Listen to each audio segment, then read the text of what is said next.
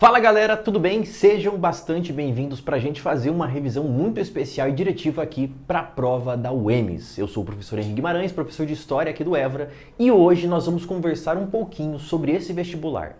Basicamente, galera, eu separei para a gente conversar um pouquinho aqui 3 exercícios que vão trabalhar 3 assuntos diferentes, que é o que eu mais ou menos espero e o que a UEMS vem trazendo para nós ao redor das últimas provas, tá? Então, se você quiser já acompanhar com a gente a revisão e esse material, tá? Você vai ter acesso tudo no nosso site, tá aqui na descrição do vídeo, né? www.colégioevora.com.br. Lá você acessa não só essa prova que eu vou usar, que é a prova de 2023, tá? Para você ter acesso e acompanhar comigo, mas você vai encontrar 2022, 2021, né? Para você ir acompanhando e também fazer o quê? Poder revisar até mesmo outros assuntos que não sejam história, tá? Primeira questão que eu quero pensar com você, pra gente pensar entre aspas, ser até mesmo rápido aqui, professor, vou fazer o UEMS, né? Não sou de Mato Grosso do Sul, não tô acostumado a ver este vestibular, eu vi que é novo, eu vi que tem uma oferta interessante de vagas, por exemplo, para medicina, para direito, para engenharia, para outros cursos ao redor do Mato Grosso do Sul, né? A UEMS é a nossa estadual, aqui tem campus em várias cidades do interior do estado de Mato Grosso do Sul,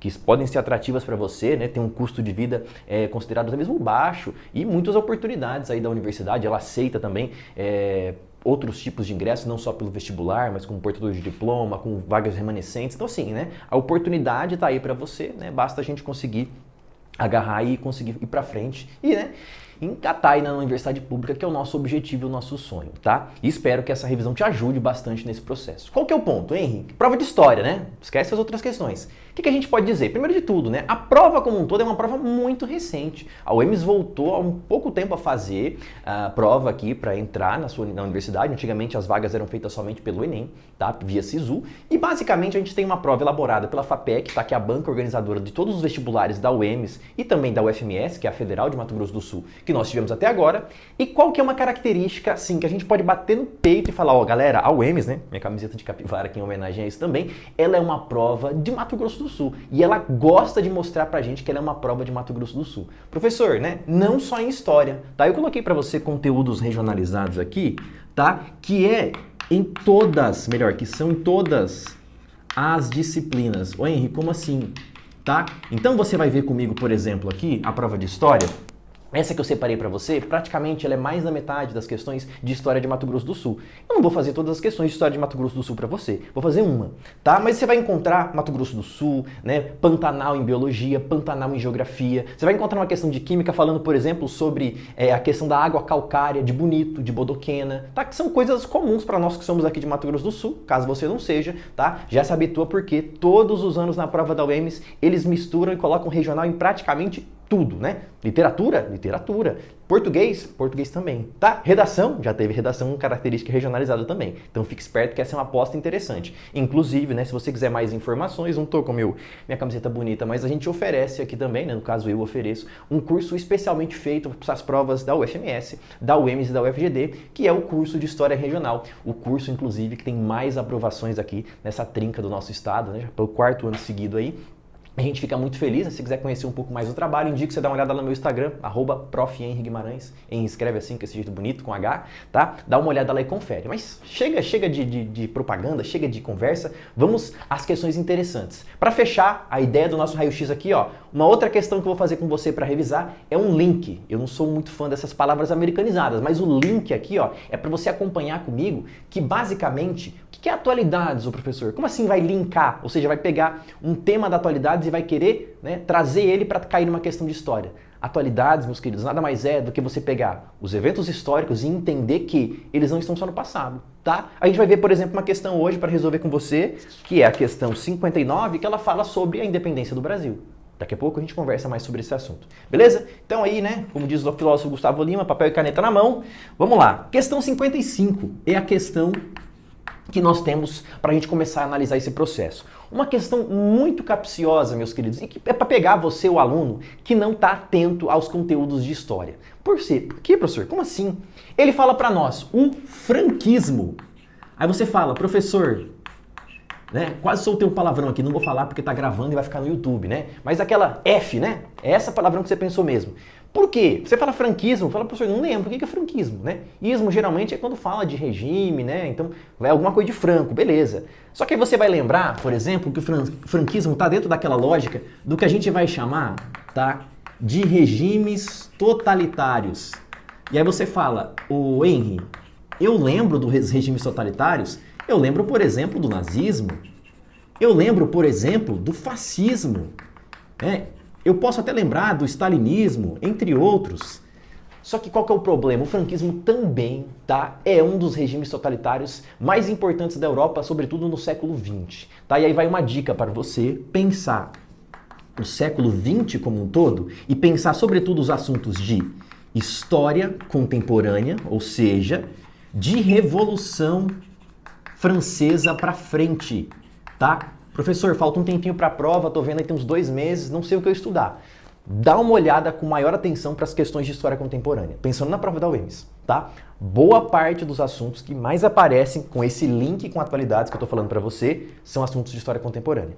Tá? Então, nós vivemos um momento, por exemplo, internacional, né, de muita gente exaltando esses regimes totalitários que cometeram uma série de arbitrariedades, genocídios, né, como o Holocausto para o nazismo aqui, como violências contra ciganos, judeus, entre outras populações minoritárias, ali, deficientes físicos e mentais. Então, a UEMS traz esse tema de volta para nós. Por que eu digo que essa questão é capciosa? Porque você é aquele aluno que fala assim, vamos supor, né, professor, sou de exatas, não gosto de humanas, não sei. Franquismo, mas você vai ler as alternativas, tá? Sendo bem sincero com você, eu não vou revisar tudo que é o franquismo, né? Quando chegar na questão a gente vai abordar e eu destrincho um pouquinho com você.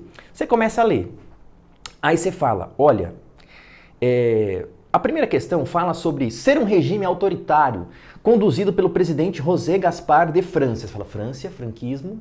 Faz sentido, você vai lá e marca, né? Um ditador perpétuo do Paraguai, conhecido como pai da República do Paraguai, que direcionou o país ao desenvolvimento econômico e social. Se você não tá ligado, né, que os regimes totalitários são um contexto europeu, não tem nada a ver com o Paraguai, você vai pelo franquismo, até grifei a palavra aqui, que às vezes você vai lá, vê e marca, né?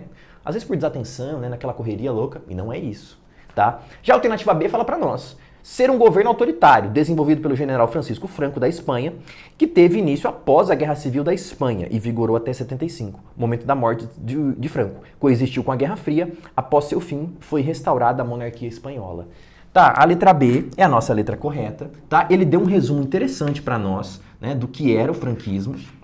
E basicamente, meus queridos, ele já completa para nós a resposta, tá? Vamos lembrar algumas características que ele colocou aqui, mas que servem para a gente poder revisar? Primeiro de tudo, característica dos regimes totalitários. Um governo autoritário. Você pode até pensar, se ele não perguntou, ele não colocou, especificou, mas são governos que a gente vai chamar de extrema direita, né? Assim como o nazismo, como fascismo, né? Não vem com aquelas loucuras de falar que nazismo é de esquerda, pelo amor de Deus, tá? E aí ele coloca para nós aqui o Francisco Franco, daí que vem o franquismo, beleza? Ele fala, por exemplo, também, serve pra gente poder pensar, a Guerra Civil Espanhola. Olha, um assunto extremamente importante pra gente pensar aqui, né? E eu vou trazer para você, não é uma definição, tá? Mas só para você lembrar que é um pré-guerra. Ou seja, melhor dizendo, um pré-Segunda Guerra Mundial. Vou te dar um exemplo. O Franco vai ascender na Espanha e vai ter apoio de um camarada chamado Adolf Hitler. Porque um camarada chamado Adolf Hitler estava reestruturando uma Alemanha a partir de uma ideia bélica para reestruturar o país a partir de forças militares, formando exército, criando e fabricando armas para poder usar, obviamente é assim que se pega com armas. E na prática ele vai fazer o quê? Vai usar a Guerra Civil Espanhola para fazer testes com essas armas alemãs. Tá? É uma questão interessantíssima. Deixo como curiosidade para você, tá? Vou deixar para você pesquisar. Você pesquisar um camarada chamado, vou até abreviar o nome dele aqui para eu não ter risco de errar, chamado Pablo Picasso, e você vai pesquisar uma obra dele chamado Guernica, que é uma cidade espanhola que foi bombardeada no contexto da Guerra Civil Espanhola. E aí pintou-se um quadro, né? No caso, o nosso querido Picasso pintou um quadro aqui muito interessante, muito famoso, que está lá na ONU, por exemplo, nos dias de hoje, né? Ele morreu sem ver esse quadro ser exposto na ONU, mas o quadro está lá. Muita gente acha que aquele quadro é de bombardeios da Segunda Guerra Mundial. Errado, é da Guerra Civil Espanhola, tá? E exatamente isso que ele disse. Uma coisa muito marcante é que esses dois governos, principalmente, eles acabam antes da guerra, né? O Hitler vai ser derrotado, né? O nosso querido, ou não querido, melhor dizendo, Mussolini também será derrotado nesse contexto, mas dois regimes são perpetuados ainda na Europa por muito tempo, tá? Até a década de 70, meus queridos, tá? É o franquismo na região da Espanha e nós temos também o salazarismo, tá? Que vai ser perpetuado na região de Portugal, que só vai terminar com a Revolução dos Cravos lá em Portugal. Tá? Então, letra B já resumiu bastante pra gente e eu acho que esse exemplo aqui a gente já pode conseguir aperfeiçoar bastante sobre o que foi esse contexto do franquismo, beleza? Mas vamos assim ver as outras por quê, né? Estão erradas. C. Ser uma plataforma político-econômica de combate à inflação, incentivo à indústria, aumento do número de vagas, meus queridos. Nossa, ele viajou, né? Durante o governo do Itamar Franco. Não, pô, o franquismo não tem nada a ver com isso, um regime totalitário, né? Não tem lógica. Isso aqui será, se ele quis dizer... Neoliberalismo, não sei, ele inventou, né? D. Ser um regime totalitário, surgido em Portugal após a Segunda Guerra, com uma resposta à polarização mundial imposta por Estados Unidos e União Soviética. Aqui talvez ele quis te confundir, né? Falar, por exemplo, né, do que seria o salazarismo. Não viajou. E. Ser um modelo de administração política fundamentada nos ideais de Benito Mussolini e aplicado à França. Não, o Mussolini é na Itália, na França é uma outra coisa. Durante a Segunda, em meio dos domínios nazistas sobre Paris e os territórios de Flandres. Ele quis falar aqui da França colaboracionista, mas quis dizer que a França era governada pelo Mussolini. Ele misturou tudo, fez uma celeuma para você o quê? Se confundir. Então não pode ser.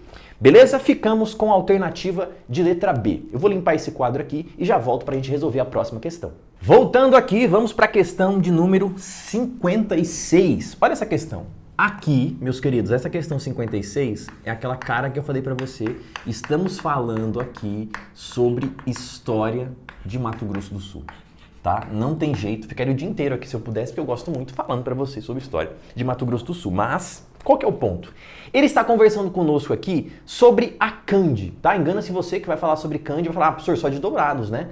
Não, mas ele está falando para nós aqui, ó, da colônia agrícola de Dourados, ou a chamada Cande, tá? E ele fala, a criação da colônia agrícola nacional de Dourados, na região do sul do estado de Mato Grosso, até que enfim, né, a UEMS ouviu as minhas orações. Eu vivo batendo tecla aqui falando que, por exemplo, você não pode chamar de Mato Grosso do Sul um contexto onde não existia Mato Grosso do Sul. Mato Grosso do Sul vai existir a partir de 78 para 79. Então aqui na Cande, que é o contexto da década de 30, o correto é você falar sul de Mato Grosso. Ai, professor, que formalismo. Não, porque se ele fala para você Mato Grosso do Sul, você vai entender 78 para frente. Se ele falou sul de Mato Grosso, você sabe que é antes da criação do estado, antes da divisão de Mato Grosso. Legal, né? Então, eu inclusive fiz sugestões às bancas e eles ouviram, com a glória de Deus, tá? Mas aqui, beleza, esteve associado aqui política nacional. Se você pensar, por exemplo, comigo, né? E eu tô colocando para você aqui, que é da década de 30 para frente, né? E a gente tem que lembrar que da década de 30 a 45 nós vamos ter um contexto que é o governo Vargas, ou a chamada Era Vargas. Você consegue executar a questão comigo? Só pela eliminação. Por quê? Plano Salt ele dá governo Dutra, é 46 para frente. Eliminou. B. Ele fala do JK, é 50 para frente também. Ele fala Brasil Homem ou Deixa, foi ditadura militar, 64 para frente. Ele fala plano de metas do Juscelino, né? E aí que também é para frente. E aí fica só a letra E, fica marcha para o oeste. Né? Eu te resolvi aqui da forma mais simples, pensando assim, professor, sou vestibulando, quero economizar tempo, resolvi, tá? Pronto, fácil, consegui eliminar a questão, é letra E, não tem o que discutir, não tem nem o que pensar sobre a questão. Professor, me dá um help aí, vamos pensar o que foi essa marcha pro oeste. Vamos, né? Agora sim. O que foi esse contexto que a gente vai definir aqui da chamada marcha para o oeste? Cuidado para você não se confundir. Tem a marcha para o oeste dos Estados Unidos, no contexto do século XIX, tá? A ideia é parecida, né? Na verdade, a gente importa o ideal norte-americano para aplicar ao Brasil. Qual que é o ponto? Que Vargas vai olhar e vai pensar para essa marcha para o oeste assim. Ele vai olhar e falar o seguinte, bom, o Brasil tem um problema muito grande desde a Guerra do Paraguai. Um espaço muito aberto, uma fronteira com outros países que não está ocupada. Agora o Henry abre um enorme parêntese para você. Sempre que o Estado brasileiro, e a Marcha pro Oeste colabora com isso, olha e fala assim, ó, isso aí é terra devoluta, terra desocupada. Outra palavra que eu odeio, vazio demográfico. Sabe quem eles esquecem? As populações indígenas. E é uma coisa interessantíssima que a gente pega aqui, eu vou só te dar uma pincelada para você pensar que pode ser assunto de prova, tá? Eles fazem basicamente assim, ó, a gente precisa ocupar essas regiões. Beleza. Tá? E aí, eles vão ocupar as regiões e falam o quê? Ô, meus queridos, vocês estão fazendo o que aqui? Não, estamos buscando oportunidades. Quer uma terra para você ter oportunidade de prosperar? Pô, lógico que eu quero. Pega aqui a sua família e vai para essa região aqui, que é onde é Dourados hoje, onde é a colônia agrícola de Dourados. Vou te dar esse papel aqui, ó, é o seu título de posse de terra, tá? Você vai lá, ocupa aquela terra. Só que quando os caras vêm e chegam aqui, principalmente, né, a gente pode pensar em Dourados, nessa região aqui, ó, região dos Guarani Kaiowá. Os caras estão morando aqui, os indígenas. E aí chega uma galera com papel e fala, ó, o governo disse que essa terra é minha, indígena, vaza. O indígena fala, não, mas eu moro aqui tem milhares de anos, a minha família, a minha etnia mora aqui por milhares de anos, não tem problema, eu tenho papel, o papel que prova a terra. E começa a entrar um conflito, e começa a ter um atrito, né? E os caras vão entrar em porrada, vão se matar ali entre eles, e muitos desses vão ocupar as terras indígenas de maneira irregular. Bom, quem tá errado? É o indígena? Não, porque até ele tá ali faz muito tempo. Senhor, mas ele não tem papel. Mas ele nunca precisou ter papel, né? Muitas vezes eles nem falam o nosso idioma. É errado o cara que ganhou a terra? Mas não é também, né? Porque o Estado brasileiro deu uma terra que tinha gente pra ele. Quem é o culpado de toda essa história? É o Estado brasileiro. É o Vargas especificamente, a figura, a personagem? Não, é o Estado que criou uma política de incentivar a morar numa região onde já tinha gente morando. E aí o que acontece? Muitas terras ocupadas de maneira irregular, um constante conflito que não se encerra e o Estado até hoje não consegue resolver essa situação. Então assim, né, entre aspas, quem criou o problema? O Estado brasileiro. Ah, professor, mas fez o governo Vargas, mas foi o Estado brasileiro. E quem precisa resolver o problema? É o Estado brasileiro. Não serão os indígenas que vão conseguir resolver o problema, nem quem está morando de maneira irregular ou não irregular naquela região. O Estado brasileiro precisa repensar essa questão, porque senão a gente começa a ver os enormes conflitos que estão acontecendo na região até hoje, tá? Região de Dourados, né? Pasmem vocês, dá um dado para você. Dourados é o local que tem a maior concentração urbana do mundo de indígenas no mesmo local. Tá? E esses caras não conseguem mais manifestar e sobreviver da sua maneira tradicional. E isso começa a entrar em conflito, em atrito, vem um monte de problemática, tá? Então, uma das coisas interessantes para você pensar comigo é a questão indígena em Mato Grosso do Sul. Trazendo dados do IBGE 2022, que era 20, 21, 22, saiu finalmente. Agora, Mato Grosso do Sul é a terceira maior população indígena do Brasil, tá? Então, é interessante a gente pensar esses casos. Tranquilos? Então, só para a gente ter uma noção, vamos continuando, né? Ficamos com a letra E, não vou nem pausar o vídeo aqui, vou continuar com você. Questão 59. Essa é a questão que eu costumei dizer para você que faz um link com atualidades. De novo, vou repetir para você, professor. O que é atualidades? Atualidade significa aquilo que a gente pega da história, que já aconteceu, e traz para nossa interpretação do presente. Nós estamos falando aqui, ó, de um contexto, tá?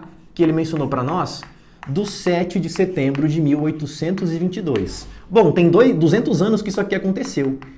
É o que a gente vai chamar de bicentenário da independência, tá? Então, ano passado, data da prova, foi muito independência, tá certo? Tá? Foi o contexto onde a gente conseguiu analisar que muito se falou sobre o bicentenário da independência do Brasil. Tá? Era um assunto extremamente atual. Lembra da história de trazer o coração, né, do Dom Pedro I para cá, coração feito naquele pote de vidro, aquela coisa horrível, mas trouxeram, né? Foi essa comemoração que a gente teve. Teve muitas discussões sobre por que trazer o coração, foi horrível trazer o coração, o que significa, será que nós somos independentes? Será que a gente consegue definir o que é ser brasileiro? Né? Isso está sendo pautado ali. Então, isso foi tema de diversas provas de vestibular. É o que a gente chama, tá?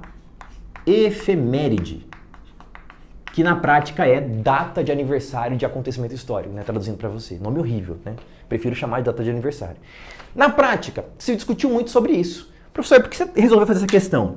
Porque eu quero te chamar a atenção, né? E eu quero te dar uma sugestão para você, né? Para você estudar e uma exemplificação, que eu quero que você procure depois. A independência, você vai procurar isso aqui, ó, independência do Brasil, só que na Bahia. Oi, Henrique, por que você está falando isso? Porque a independência do Brasil na Bahia, ela é em 1823. Então, esse ano, o ano que eu gravo a questão para você, é o contexto aonde nós teremos o bicentenário da independência do Brasil na Bahia. Qual que é o resumo da história?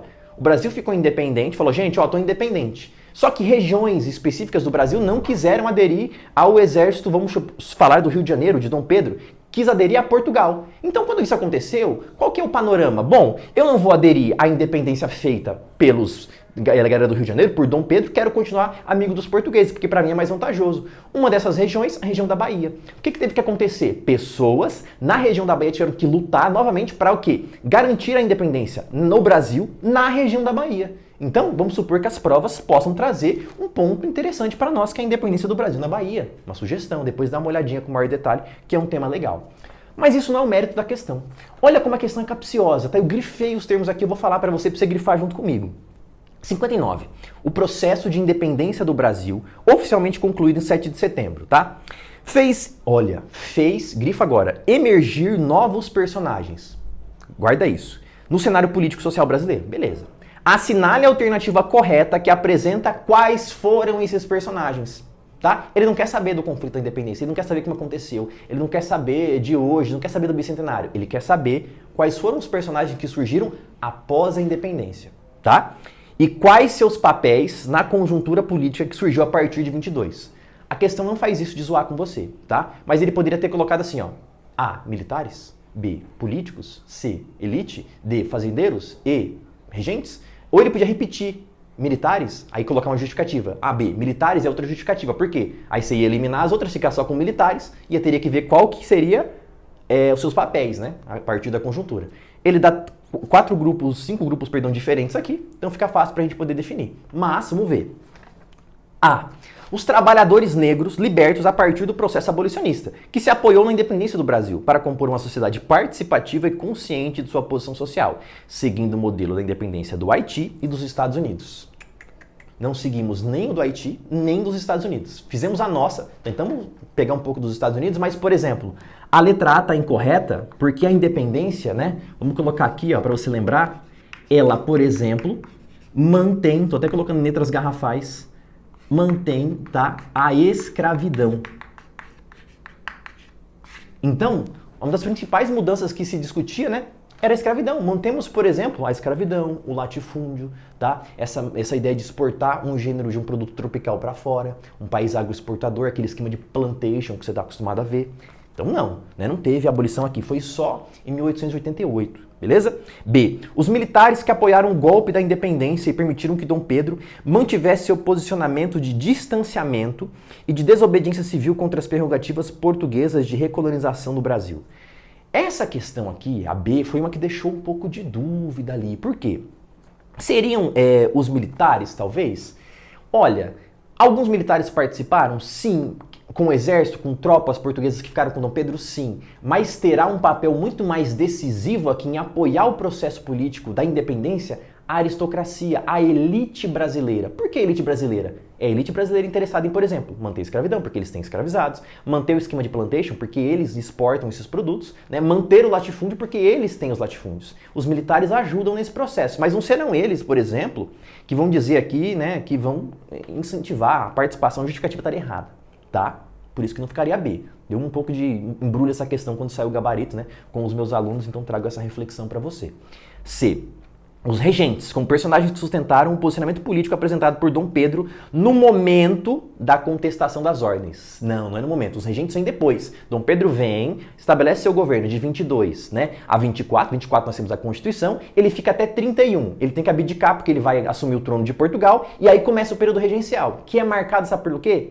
Bagunça, conflito, entre aspas, treta, confusão, que são as revoltas regenciais, tá? O Brasil quase se separa em várias porções e aí até que eles dão um golpe e colocam quem? Dom Pedro II ainda uma criança para assumir e reestabelecer a ordem política do Império, beleza? Então, não pode ser a letra C.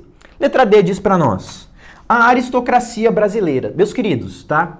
Eu coloquei aqui, não coloquei as outras justificativas, mas ó, quando ele fala aristocracia, eu tô falando das elites brasileiras, tá? Aristocracia e elites seriam a mesma coisa, beleza? A aristocracia vem de poucos, né? Que apoiou uma série de tomadas de decisões de Dom Pedro diante da possibilidade de retorno do Brasil à condição de colônia portuguesa, sendo esse grupo uma das bases de sustentação do Império em seus primeiros anos. Vamos lembrar algumas aqui para você revisar na cabeça? Primeiro, né, que a gente fala, por exemplo, o dia do cúmplice, o dia do fico. O que é isso? O cúmplice é assim, ó, chega uma ordem de Portugal, a gente no Brasil só vai aceitar se Dom Pedro falar que a lei vale. O dia do fico, a galera de Portugal fala, ô Dom Pedro, ó, você é o herdeiro do trono de Portugal, volta, vai que seu pai morre, você precisa assumir. Spoiler, é o que vai acontecer depois. Mas na prática ele fala, não, eu vou ficar aqui, né? Para o bem e felicidade geral da nação, diga ao povo que eu fico, né? Então ele vai desobedecendo Portugal cada vez mais. A gente precisa fazer o Brasil voltar a ser colônia.